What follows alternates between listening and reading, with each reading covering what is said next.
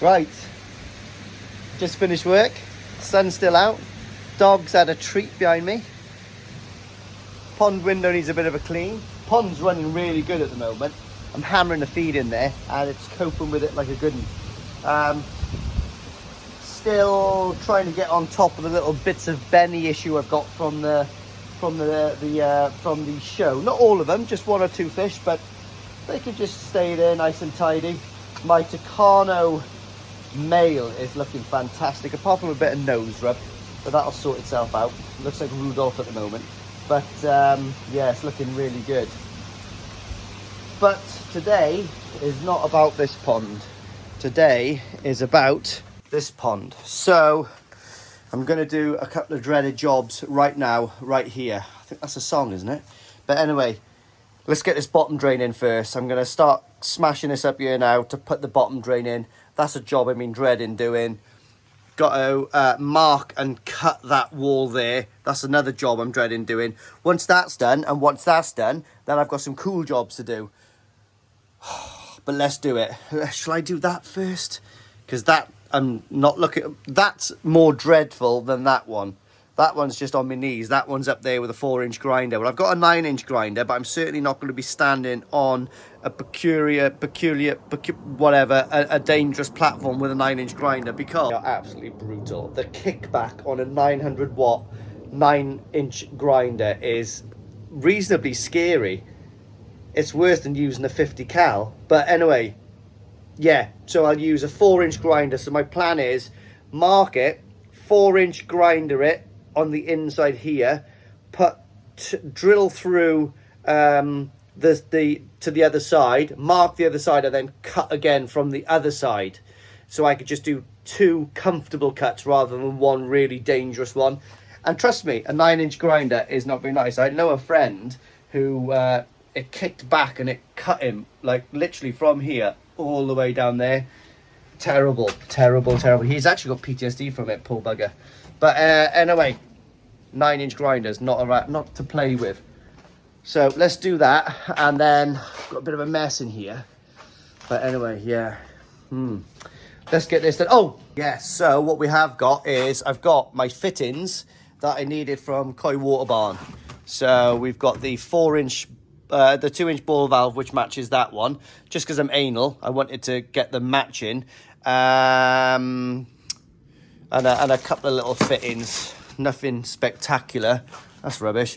But yeah, the internal diameter of this, again, is a little bit strange. It says 2-inch, but that's not 2-inch, because 2-inch pipe does not fit in there. This is the 2-inch pipe, so I've got the reducer to go in there, which I thought was going to be fine. But as you can see, it's quite big. So what I might do is I've got... I do like bastardization. And I have got a piece that I might fit onto that, solvent weld it to that, and then slowly grind it off, basically, until it fits really snug in there. So that's what I think I might do. And if I ever need to take it off, I can just replace this section with that. I was going to put a rubber fitting over it, but, well, we'll do it that way probably. But anyway, first things first, let's get a shitty job done. Not too shabby. Right, so it's worked out pretty much to plan. Knocked off a tiny bit of the briquette on the top, but I can just pack that with compo when we're going on. So there we are then, guys. That's actually worked out quite well. So what I'm going to do now is the actual top of that there is the same height as the bottom of that, I believe. So I've done it right anyway, but all I got to do now is put a wall plate on there, bit of timber, and then I can get this and it'll go straight over the top. That's a great job. Oh my God, I sound quite confident there. What I meant at all. It's an average job, but it's a good job that I've done it, because, do you know what I mean? So there we are then, guys. That was the plan. So what I'm going to do tomorrow is buy a piece of timber that size again, and then that way I put a wallpaper plate attached to this side here, drilled in, and then I've got like a joining strip which will join, add onto that, screw into that one, and then the wall plate, the roof will actually travel over this wall. So the wall plate is not on top of the wall plate, it's attached to the side, if that makes sense, so I don't get any moisture coming in and hitting the timber. Well, that's how I'm going to do it anyway. Got a couple of bits of timber to put in there, and that hole will be covered with that then. So, well, that's one bitch of a job out the way, and I am actually quite happy with that. So, yeah, so that's there now. The only problem is it gives me this weird little void here, which I don't actually like. So I'll probably end up running a bit of timber straight across there, or straight across, I don't know, but I'll have to sort that out. Talk of the devil and it shall appear. I absolutely detest this thing, but what I'm going to do is I'm going to use it to do some slices, crisscross slices in there. Believe it or not, the bottom drain doesn't need to go that far down. We're talking a few inches, so I'm going to situate that, get that done. I'm doing way more than I thought I was going to today, so I'm really just chuffed that's done, considering I've just come out of work.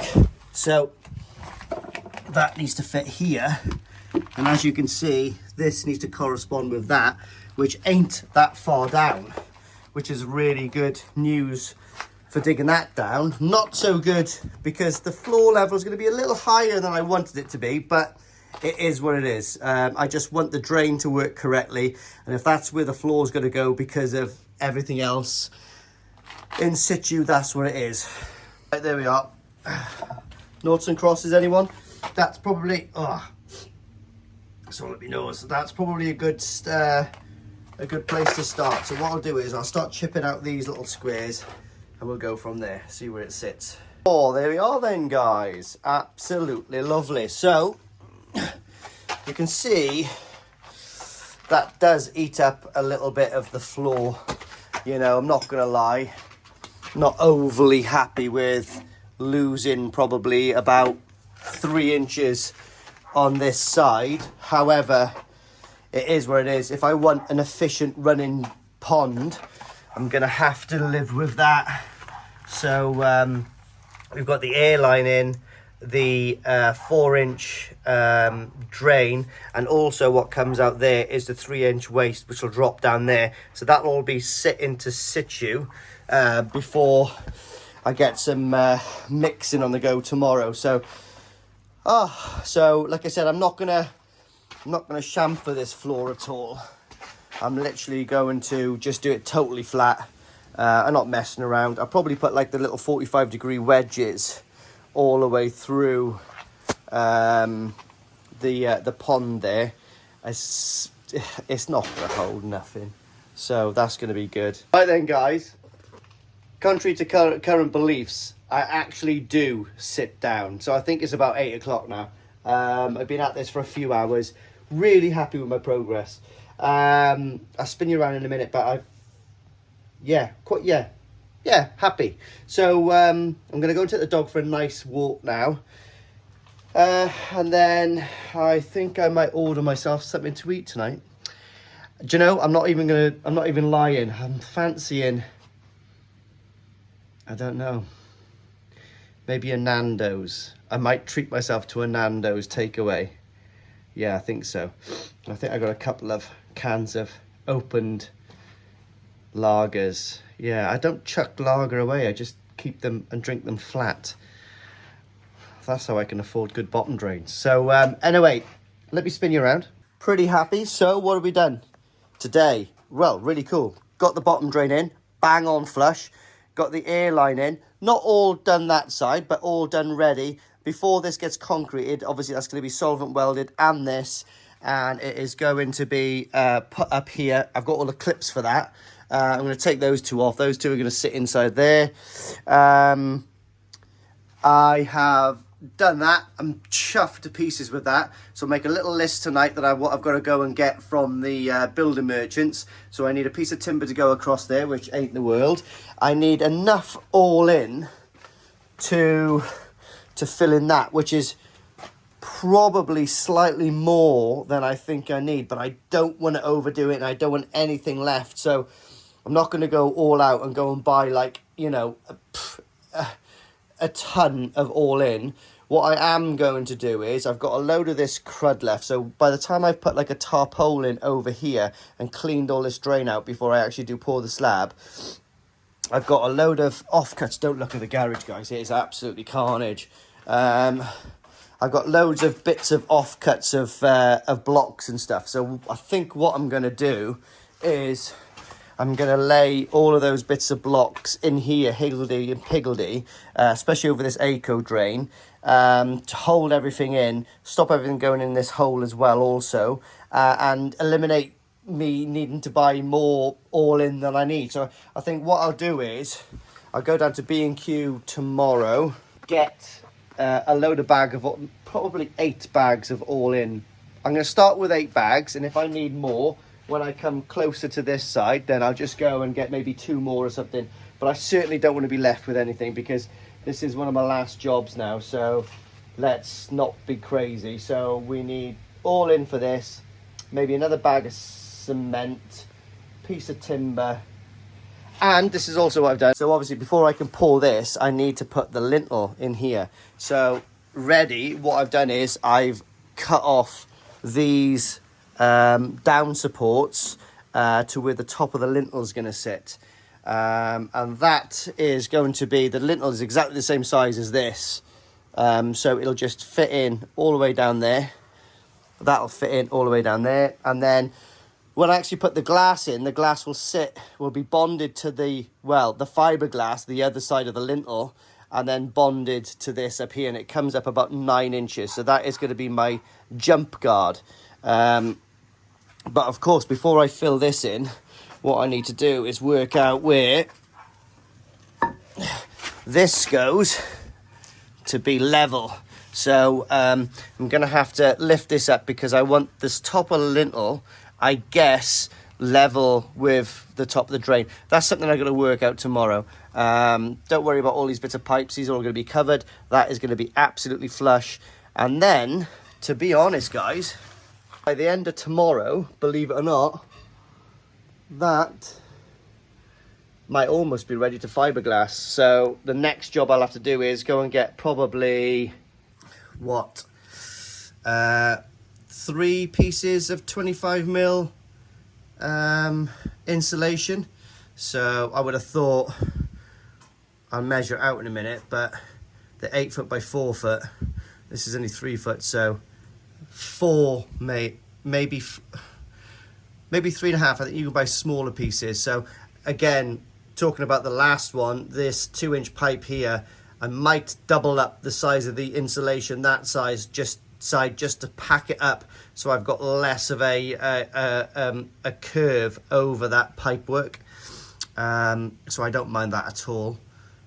Yeah, and then tomorrow as well, I want to work out where my backy shower is going to sit. So I want to grind in little tiny recesses there, so that stainless steel bar pushes across, sits on the other bar, and what I'll do is I will drill some holes and put some stainless steel bolts into the top there, so when the bar actually is pushed in that way, it can't slide out because the bolts will stop it from sliding out and dislodging that way. And they're really quite thick gauge anyway, so that's going to be good. So really, really cool, guys. Not far off fiberglassing, and when it's fiberglassed, not far off setting this system off. And I'm in no rush, to be honest. I'm in no rush, but I'm still looking forward to getting this up and running. It's going to be really cool.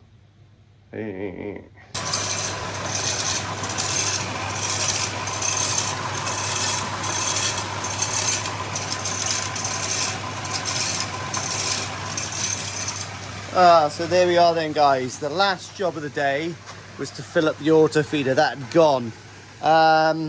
What have I got in here, everyone's asking? Well, there's a bit of everything in there. There is some sinking, some wheat germ, some balance, some Saki growth growth floating.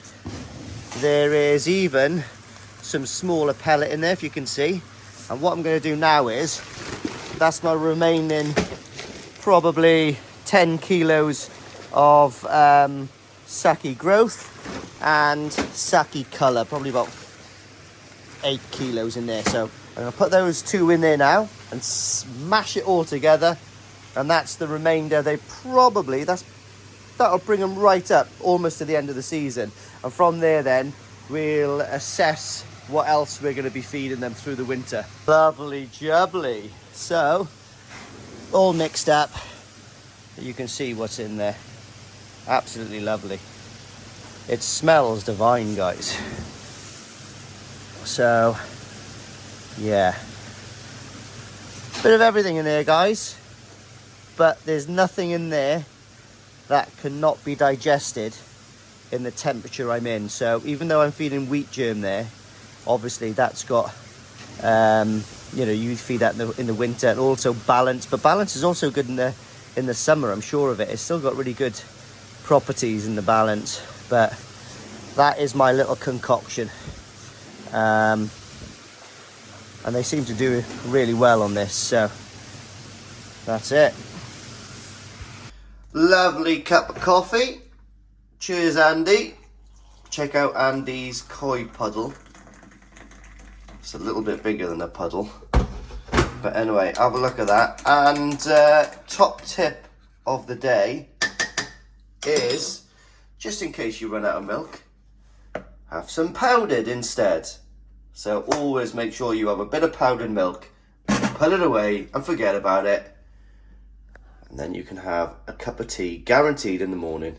Then first thing on the agenda today, I'm going to get these lintels in, secure to the wall. That's my very first job. I'm going to level that one across the floor, then I'm going to pop out and get some all in for this, just in prep, because I want to get a coffee and something to eat because I'm starving.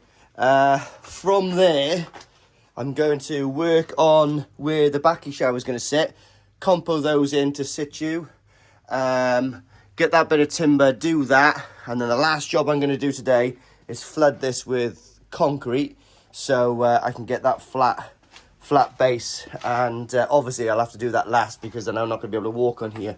So let's get going. To self, stop using that as a urinal.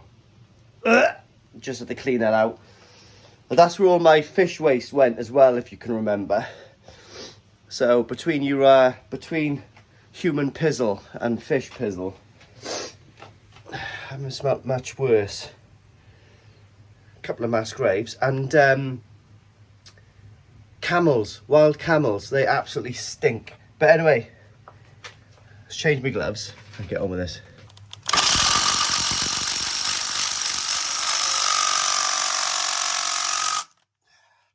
That's the last one in, boys. Absolutely solid. So we've got one beam down there and we've got the other beam down there. So these are absolutely solid now against the walls. And obviously this will be fiberglassed up to here. So this will be the reveal from the window that side. So the window will sit flush against there. And also it'll be CT wand or something up here, or MS13 up there. So this wood doesn't get wet basically. So now we've got to do one across the bottom. Try to get that as flush as I can to correspond with the height of the bottom drain. And guys, there we go. So we've got a perfectly flat top there. I've put, 150mm screws each side, blown out a little bit by there, but the concrete bits under there just to get it absolutely flat, so when I'm screwing it in, it pins it down tight. Now remember, that is going to be floor level, so the floor level will be coming up to about here, which by the time I fiberglassed it on the other side will give me a little, like, pretty much, you know, like, what's that, 30 to 40 mil to situate the window on here. And obviously this is all going to get packed with concrete. Yeah, so the next thing for me to do now is move all of that crap so I can open the shutter door and go and get some stuff I need. So I need concrete to go in here, need some all in and concrete, and then all I need to do then is actually finally glue all the pipe work in, do this section, mess around there, and then last thing then do that. But bless me, oh my god, bless me, I look 90 and I need to go and get some food because I'm starving. And I've got Norwegian eyelashes, blonde. Oh, sneezing like a good one. So just come back from B&Q. I didn't go to the Builders Merchants in the end because I wanted those small bags because I didn't need a lot. But I came back to an amazing present. I got a new mug. Cheers, Joss and Mark. And they got a lovely little collie on the other side. All right, Ollie. Is it a collie? It looks like a collie. I could be wrong though. But his name's Ollie. Ollie the collie? I reckon that's probably right. But anyway, I love these guys. I met them in one of my first koi shows, actually, down in the southeast. So, thank you very much for me mug. Look at Mount Fuji. Actually, talking about Mount Fuji, when I was in Japan last time, I had a bit of an idea. Bit crazy, but hear me out. So, I'm ex-military. If there's anything I love, nothing I love more than going up hills with heavy packs. Trust me. Sorry, I'm going to sneeze again. I got loads of stuff up my nose. And when I was in Japan last time, I was talking to Atsushi and Ryan, and I was thinking to myself, I wouldn't mind setting a world record. Now, the world record I was thinking about was 2 in 1. Listen to this. So, I wanted to take one of Takano's Tozai up Mount Fuji. So, it would officially be the highest koi ever in Japan. Right, so obviously design an aerated like little backpack or something like that for it, running on like a little on a little battery, and I'm sure I could work something out there. And another thing that I was thinking what I could have done is taken a little bit of pond liner or like a like a bit of plastic, dug a hole at the top of Mount Fuji, filled it with water and put the koi in there to officially make the highest mud pond ever in Japan as well. I know it sounds stupid, but I really want to do it.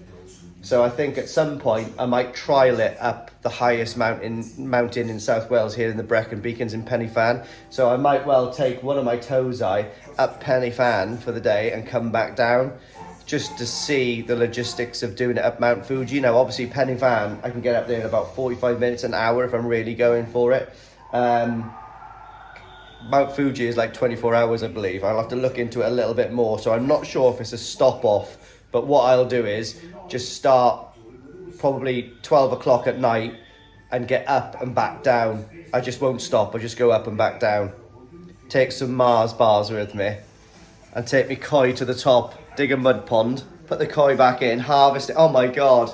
Harvest the koi again and come back down. Tell me what you think, guys. Would anybody be interested in sponsoring that for charity?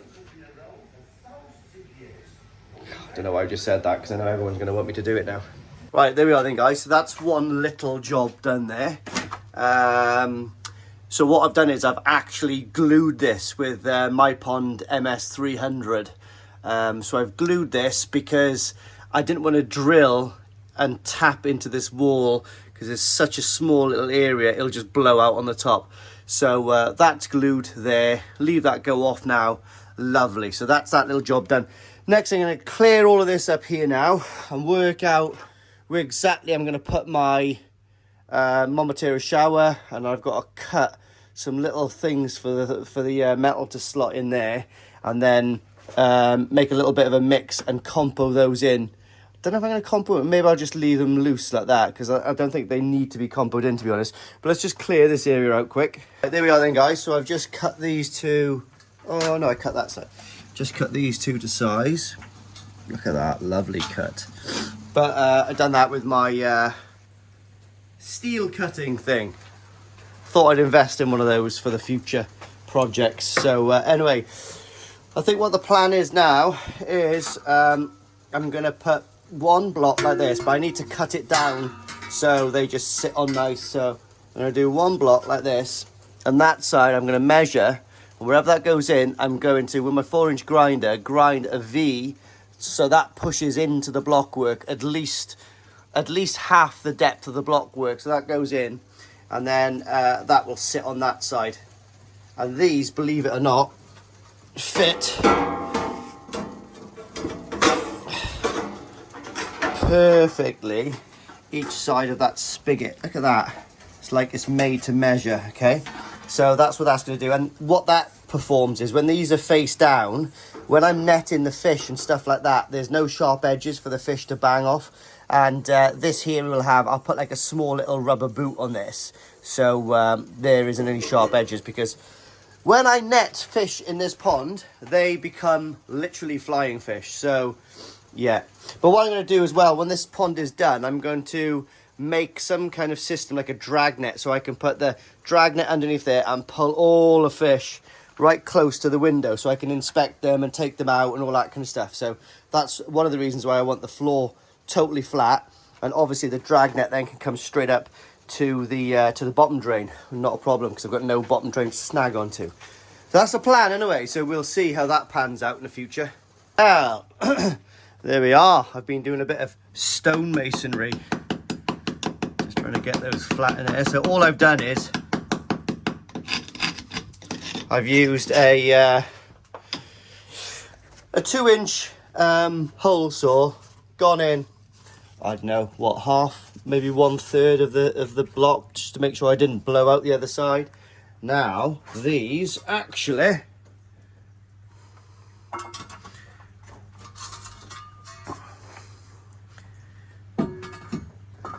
fit like a charm, so there is no way, and there's a bit of movement there as well, which is really good. So there's no way in the world that these will pull out.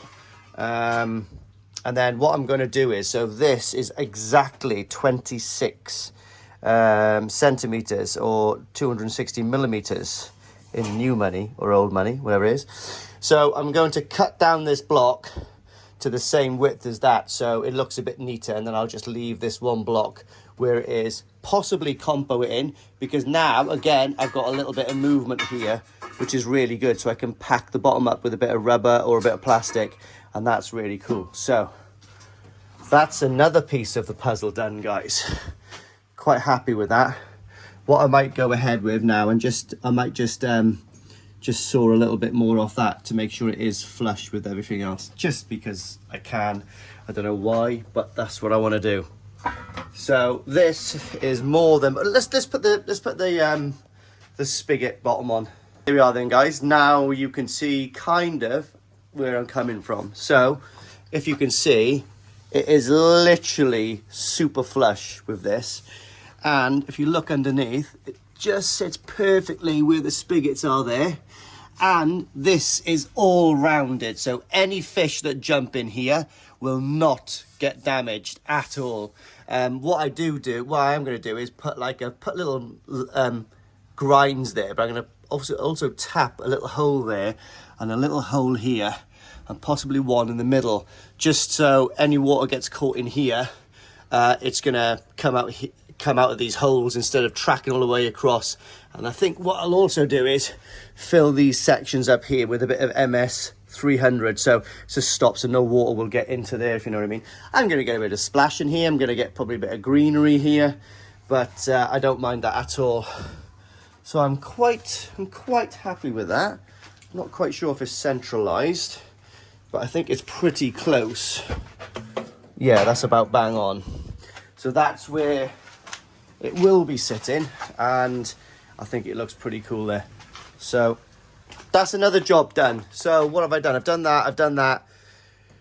And obviously one of the main things I had to worry about was making sure that that pipe up there for the shower was directly in line. So when the shower comes, when I reduce that from a 3-inch to a 2-inch, I'll plug the hole up there with kind of the 2-inch rubber section which goes in, and then obviously this will be where the 3 tiers are going to go, and the spray bar. Oh, so I'm quite chuffed that that's done. That's another little thing, and as you can see the outlets all in line. Absolutely lovely, perfect. I'm really looking forward actually, because I've got a Koi Armoury stainless steel sign to go in here. So what I'll probably do is attach it to the front of the showers. I don't know why, just because I can. But right, the next thing we've got to do now is finalise all of this pipework here, so I can glue these all into situ, and then once that's done, I can start concreting this floor. Like I said, I'm going to leave that go off for a couple of days now. Yeah, and we'll get this packed straight up to here. Yeah, so let's sort out this pipework now. There we are then, guys. So what I've done is I've placed the bottom drain. It is cock on. I'm going to double check it in a second, but it's okay. I've solvent welded this straight in. It's seated perfectly inside. I tapped it down, lovely. And what we've got to do now is, so that's the inlet there, and as you can see, I've left just enough gap underneath to accommodate that. So next thing I've got to do now is solvent weld this. This actually seats bang on, and this pushes up against the back of the wall. So I've got my little mallet here to tap it home if I need to, and from there, that is set. The rest of it I'm not really worried about, but basically we've got a 4-inch valve to go on there. So as long as that's done, I can start doing the floor, and then I need to do the 3-inch waste and the 1-inch air pipe. And then once that's done, it's literally ready to lay the floor. So I'm going to double check the drain outside quick first before I start, you know, making sure that is 90 degrees, because I don't want any indiscrepancies anywhere on this pond. Cool. Okay, so that's that one done. Okay, it's not seated up against the wall. I'm about 5 mil off, but that's as far as I could push it in and seat it properly. You can see how much solvent weld I use there, so that is going to be really strong. And that is the other side. So that there now, theoretically, is watertight, and we are there. So just because it's not up against that, it's not too much of a problem, because I've got a bit of a flexi pipe here, and to be honest, it's pretty much cock on anyway. And if I do have to move this out by 5 mil, it ain't the end of the world. So that's that done. Next thing is 1-inch pipe. Let's get the 1-inch pipe in. There we are then, guys. There is the 1-inch air line coming in. Solvent welded this side, but not the other side yet. So I'll leave that like it is for a second, because it's fine there. Just cut it off just right, just so I can put a 90 on it.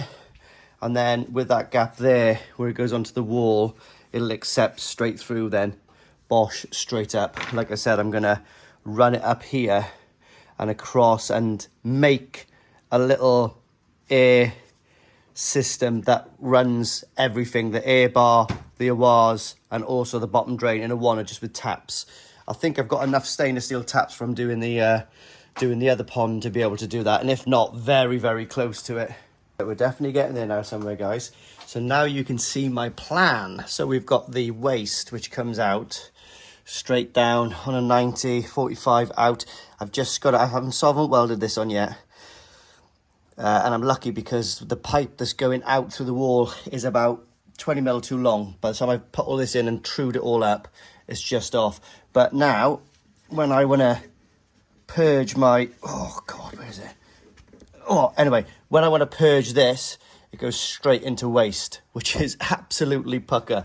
And that's situated on there. We've got the ball valve, which will be sitting in here, and we've got the air down there. So I need to sort out this a little bit again now. So I've put a rubber 90 on here, which I've cut because it actually goes into this hole. So all the flow will go straight down into that. But as you can see, I need to come back probably about 50 mil, to be honest. And this fits in there. So let's get that done quick now. Right, cracking on with things here, guys. So there we are. That's all of that situated now. What I am going to do down there, once that's all concreted in and all that kind of stuff, I'm actually going to seal that with a bit of expanding foam, so we don't get any smell coming through, because obviously the drain plops straight down. if you can see by here. So if I don't seal this up where that is plopping down into there, I might get some smell in there. So we'll definitely seal that up with something. I'm not sure what yet, but we'll do something. So the next thing I can do now, guys, is literally cover this with some plastic, hold it down with some bigger bits of rubble, and start filling all of this base down. So quite chuffed, to be honest. I've done quite a lot today. Destroyed a rubber boot though. But anyway, it was worth it to do that. In hindsight, I could have left a bit more on, but hey ho, by the time, it is what it is. It's okay, it's gonna work fine. Touch wood. Yeah, so the next thing I'm gonna do is, start concreting in a minute. Right then, guys.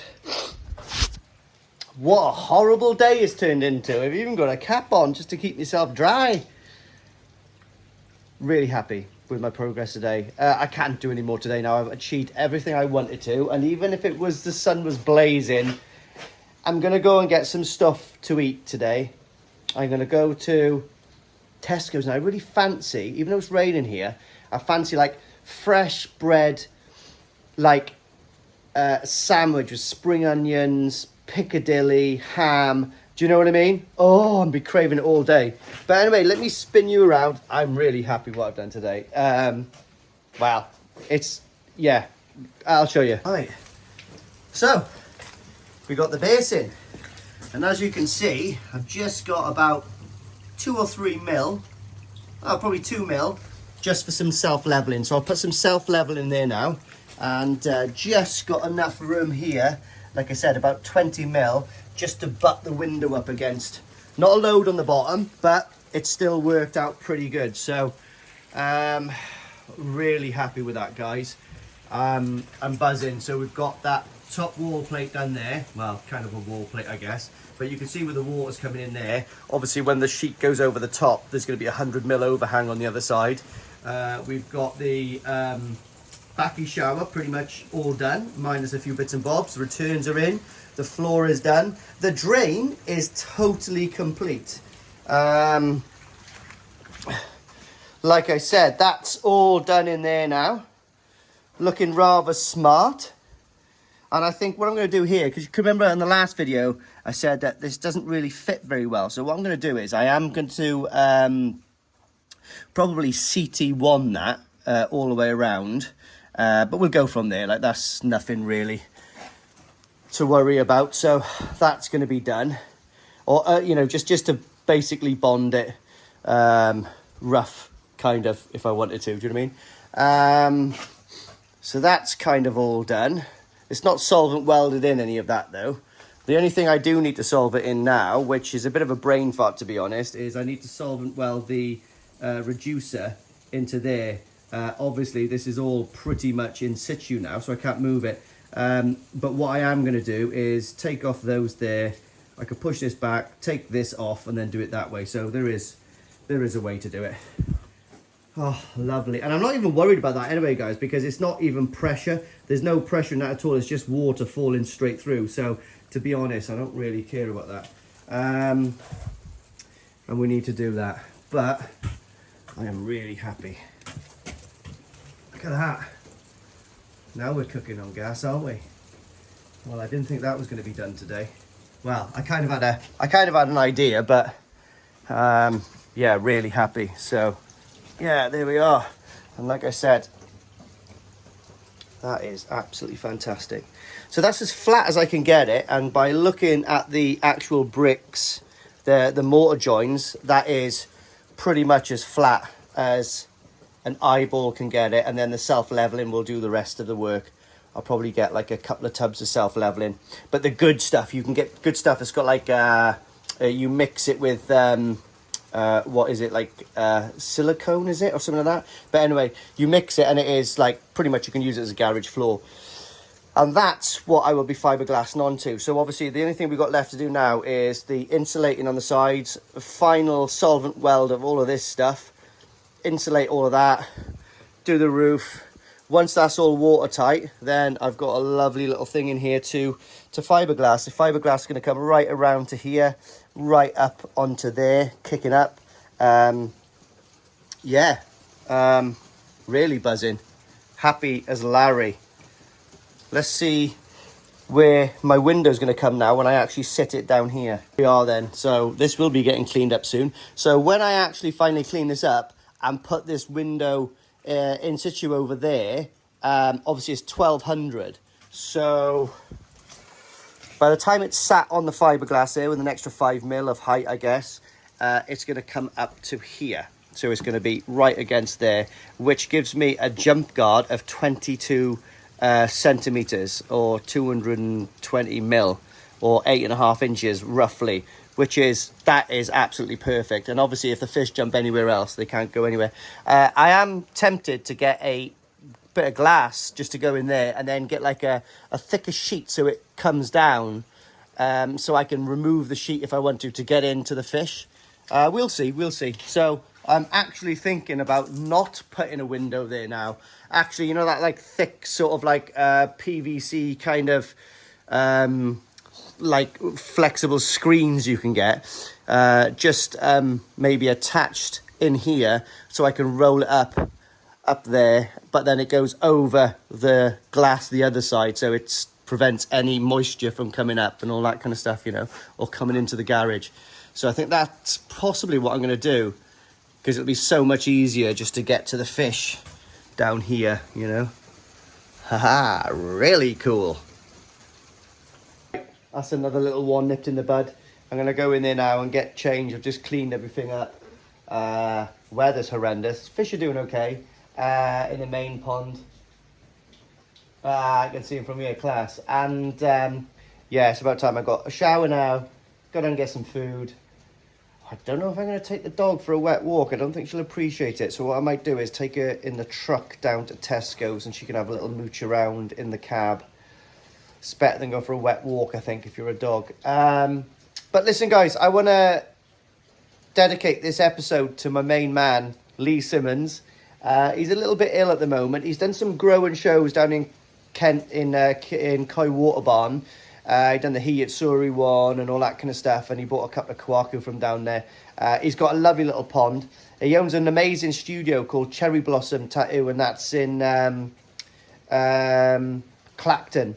And he's in a band, but he's a little bit ill at the moment. He's waiting for a little bit of a transplant. So I was talking to him the other day, and yeah, what an amazing guy. I've actually driven on a motorbike all the way from Wales down to Friesland in the north of Holland once with him. Nearly got hit by a chicken that fell off the back of a lorry. Yeah, seriously. The main thing to get hit by on a motorway is probably not a chicken, but yeah, almost get hit by a chicken.